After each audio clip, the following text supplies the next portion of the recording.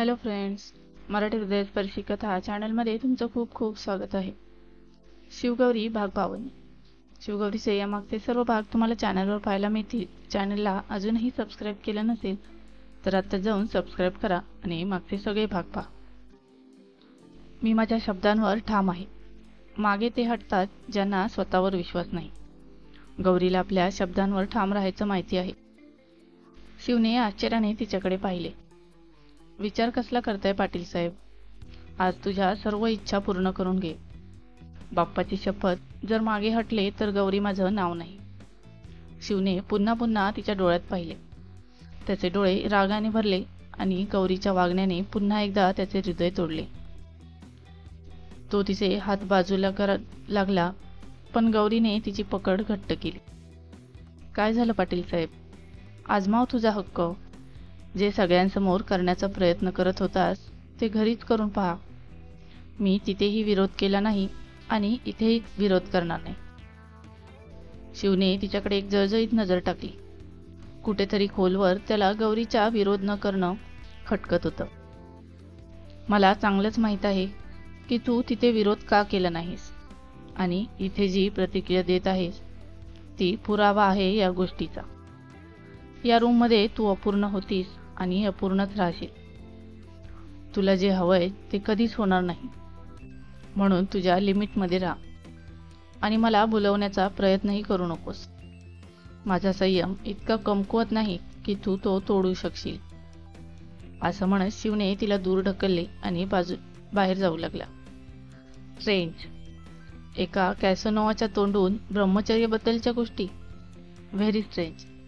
मला कळू शकेल की जो माणूस दररोज मुली बदलतो तो माझ्याजवळ का येत नाही, जर मी स्वतः त्याच्याजवळ येते. शिवने थांबून तिच्याकडे पाहिले. त्याचे ओठ हल्ले, पण नंतर स्वतःवर कंट्रोल ठेवत तो म्हणाला, कारण मी तुला माझ्या लायक समजत नाही. खोटं. कारण तू स्वतःला माझ्या लायक समजत नाहीस किंवा जाणून बुजून स्वतःला असं बनवलं आहेस. मी नाही, तू आणि तुम्ही सर्वांनी मला असं बनवलं आहे, आणि मी जे काही आहे ते सर्वांसमोर आहे. किमान मी तुमच्यासारखं खोटं बोलून कोणालाही फसवत नाही. शब्द विचार करून वापरावेत, कारण ते कधीही परत येत नाहीत आणि आपल्या मागे पश्चाताप सोडून जातात. प्रत्येक नाण्याला दोन बाजू असतात. फक्त एक बाजू जाणून घेऊन कोणताही निष्कर्ष काढू नये. जी चूक मी केली अर्धे सत्य जाणून घेऊन तुझ्या मृत्यूची इच्छा करण्याची, ती चूक तू करू नकोस. नाहीतर जशी प्रत्येक क्षणी मी स्वतःला कोसते आहे तसंच तूही स्वतःला कोसशील. कोसतोच आहे स्वतःला. प्रत्येक क्षणी, प्रत्येक वेळेला कोसतो आहे स्वतःला. की का ठेवला तुझ्यावर विश्वास? का लावली तुझ्याकडून आशा, जेव्हा प्रत्येक वेळी पुन्हा पुन्हा ती तुटली आहे? तरीही माझ्या डोळ्यांनी पाहिल्यानंतरही स्वतःला नाकारण्याचा अयशस्वी प्रयत्न करत राहिलो. म्हणूनच मी प्रत्येक क्षणी स्वतःला कोसत आहे, आणि म्हणूनच मी स्वतःला एक वाईट माणूस बनवले. मग तसं असेल तर माझ्यासुद्धा अनेक आशा अपेक्षा तुटल्या आहेत, तर मी सुद्धा एक वाईट माणूस बनण्याचा प्रयत्न केला पाहिजे ना? चालेल ना पाटील साहेब? या रूममध्ये आपण दोघेही अपूर्ण राहून कुठेतरी दुसरीकडेच पूर्णता शोधूया. शिवचे डोळे रागाने पेटले. सीता नाहीये मी जी अग्निपरीक्षा देईन, आणि सीतानेही परीक्षा रामासाठी दिली होती, रावणासाठी नाही. खूप सोपं आहे आपल्या कमजोरीसाठी दुसऱ्याला दोष देणे. मी विश्वास तोडला नाही. तुला वाटलं की मी विश्वास तोडला, आशा तोडल्या. तसंही कोणता विश्वास? काय कोणतं प्रॉमिस होतं? कोणती शपथ घेतली होती? ते सोड. मान्य करू की मी विश्वास तोडला, म्हणून तू संपूर्ण जगाशी बदला घेण्यासाठी निघालास? प्रत्येक मुलगी वाईट वाटू लागली. शिवच्या डोळ्यात प्रश्नार्थक भाव उमटले. हो, नशेत तुझ्या मनातले विष ओतलं आहेस तू, आणि मला सर्व काही माहीत आहे. स्पष्टीकरण देण्याची गरज नाही, कारण त्या लायक नाही समजत तुला. पण आज उत्तर देत आहे, कारण गरजेचं झालं आहे. प्रत्येक वेळी जे डोळ्यांना दिसते तेच खरं असतं असं नाही. तू जे पाहिलेस ते नाटक असू शकते, भ्रम असू शकतो, जर तुला विश्वास बसत नसेल तर मुंबईच्या कॉलेजमध्ये जाऊन गौरी देशमुखचं कॅरेक्टर जाणून घे, जी 2 गोष्टींसाठी फेमस होती. एक तिचं सौंदर्य आणि दुसरं मुलांपासून तिचं अंतर. तक्रार आहे की मी तुला विसरले, तुला ओळखले नाही. तर हे खरं आहे की मी तुला ओळखले नाही, पण मी विसरले नाही. कुत्र्यांना घाबरणं सुद्धा आठवतंय.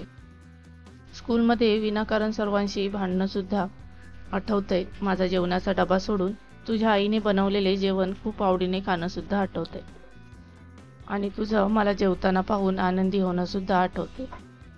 तुझं मला निळ्या डोळ्यांची परी म्हणणं सुद्धा आठवतंय आणि मी तुला चिडून दगड म्हणणं सुद्धा आठवते. सर्वांनी नकार देऊनही तुला गुपचूप भेटणं सुद्धा आठवतंय आणि तुला माझ्यामुळे मिळणारी पनिशमेंट सुद्धा आठवते. हो, मला तुझं रिअल नाव नाही आठवत नाही, कारण कधी त्या नावाने इतकी ओळखच झाली नाही.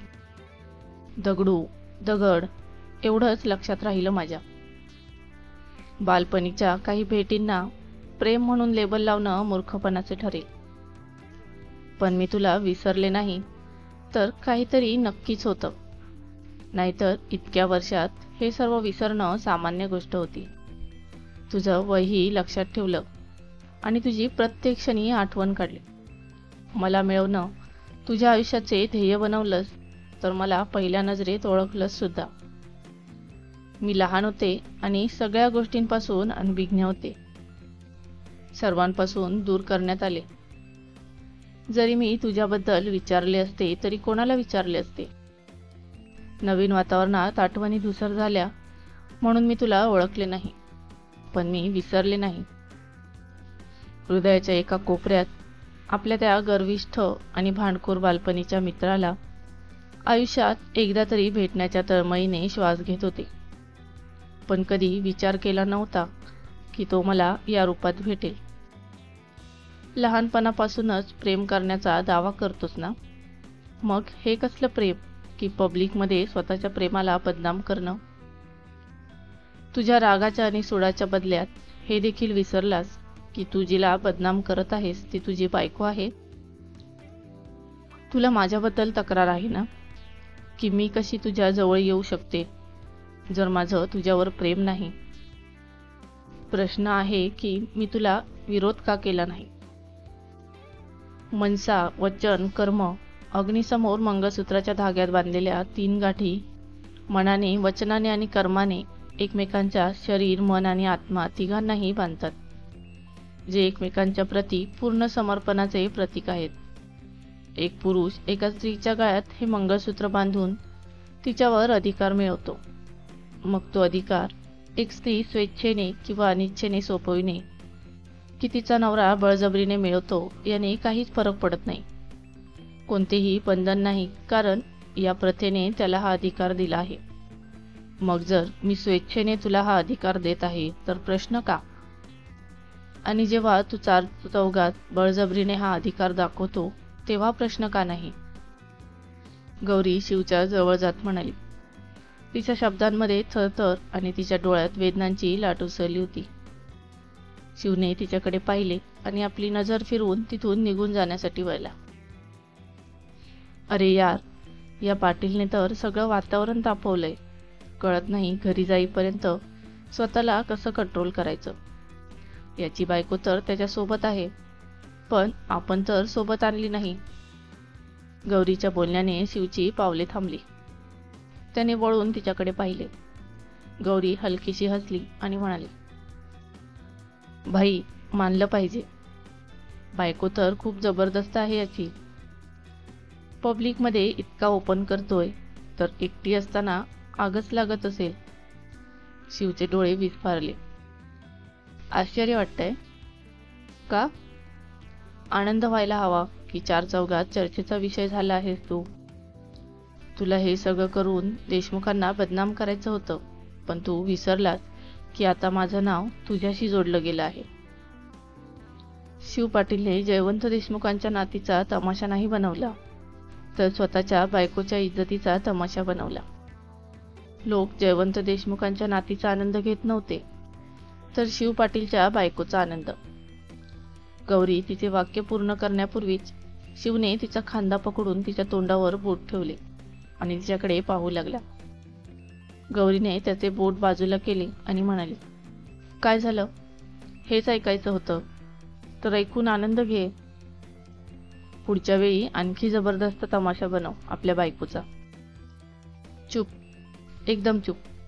त्याने पुन्हा तिच्या तोंडावर बोट ठेवले. का का चूप? ऐक ना, गौरी दुर्जात म्हणाली. शिवने रागाने तिच्याकडे पाहिले. तुला काय वाटलं की गौरी तुझ्या धमकीला घाबरली म्हणून तिने तुझा विरोध केला नाही? नाही, मी तुझी बायको असल्याचं कर्तव्य पार पाडलं आहे.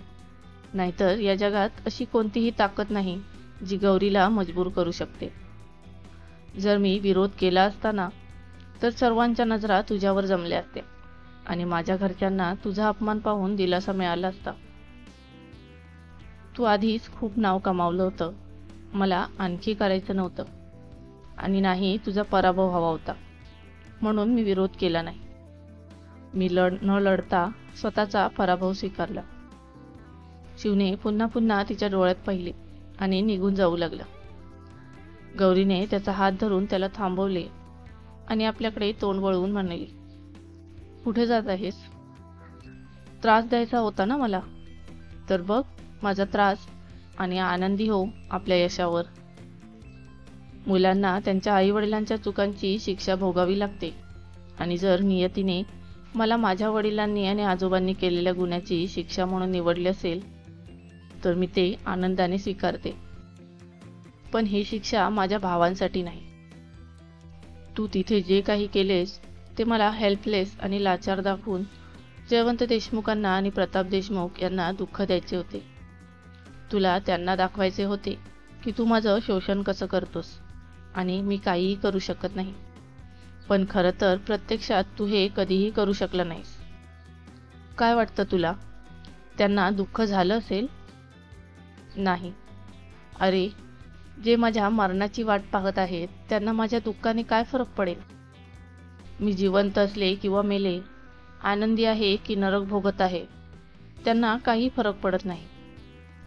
त्यांना फक्त मला त्यांच्या कुटुंबावरचा डाग म्हणून पुसून टाकायचे आहे, जसं त्यांनी काही वर्षांपूर्वी माझ्या आत्याला पुसून टाकले होते. त्यांना काही फरक पडला नसेल. फरक पडला असेल, दुःख पोचलं असेल तर त्या दोन निष्पाप लोकांना ज्यांनी कधीही आपल्या बहिणीच्या चेहऱ्यावर सुरकुत्या पडू दिल्या नाहीत. त्यांना हे सर्व सहन करणं किती वेदनादायक वाटलं असेल. तुलाही एक बहीण आहे. जरा विचार करून बघ, जर माझ्या जागी अमृता असती आणि तुझ्या डोळ्यांसमोर कोणी तिच्यासोबत असंच केलं असतं तर. गौरी तिचे वाक्य पूर्ण करू शकण्यापूर्वी शिवने आपले डोळे बंद केले आणि तोंड फिरवले. गौरीने त्याच्याकडे पाहिले आणि त्याचा शर्ट पकडून पुढे होत म्हणाली, बस, ऐकूनच सहन करू शकला नाही. मग त्यांच्या वेदनांची कल्पना कर. तू निर्दोष होतास आणि तुला शिक्षा झाली ते चुकीचं होते. खूप खूप चुकीचे होते.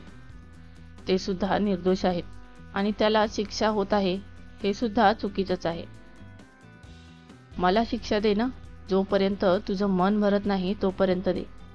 मी तक्रार करण्याचा एकही शब्द बोलणार नाही, पण माझ्या भावांशी तू जे वागला आहेस त्याबद्दल कधीही माफ. बोलताना गौरीचा गळा भरून आला. तिने एक दीर्घ श्वास घेतला आणि स्वतःला सावरत त्याच्यापासून दूर जात म्हणाली, द्वेष आणि सूडाची भावना फक्त माणसाला जाळत नाही तर त्याचे अस्तित्व देखील नष्ट करू टाकते. तो आपल्या द्वेष आणि शत्रुत्वात इतका पुढे निघून जातो की त्याला हे देखील कळत नाही की ज्या कॅरेक्टरचा तो तिरस्कार करत होता, जो त्याच्या दुःखाचं कारण आहे, त्याचं स्वतःचं कॅरेक्टर सुद्धा तसंच बनत चाललं आहे आणि तो देखील अनेकांच्या दुःखाचे कारण बनत आहे. गौरीचे शब्द थांबून थांबून बाहेर पडत होते, जे तिच्या स्वतःशी झालेल्या संघर्षाची साक्ष देत होते. ती शिवच्या जवळ आली आणि त्याची मान सरळ करत पुढे म्हणाली, कोणीतरी आपल्या खोट्या अहंकाराला समाधानी करण्यासाठी या डोळ्यांतून अश्रू ढाळण्याचा अधिकार हिरावून घेतला, ज्यामुळे यात जमा झालेल्या अश्रूंनी त्या छातीतील धडधडणारे हृदय दगडात बदलले. परिणामी या दगडाच्या हृदयाने या डोळ्यांतून अश्रू ढाळण्याचा अधिकार हिरावून घेतला.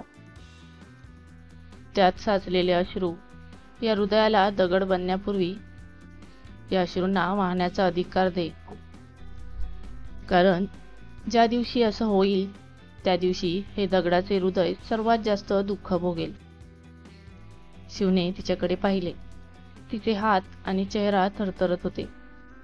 जणू काही तिची सर्व शक्ती संपत चालली होती. शिवने तिच्या दिशेने आपला हात पुढे केला, पण गौरीने त्याला धक्का दिला आणि वॉशरूममध्ये पळून गेली. शिव भिंतीला टेकला. गौरीचे शब्द त्याच्या मनाला टोचत होते. त्याने डोळे मिटले. थोड्या वेळाने त्याने आपले डोळे उघडले. त्याची नजर बाथरूमकडे वळली. दार बंद होते आणि वाहत्या पाण्याचा आवाज अजूनही ऐकू येत होता.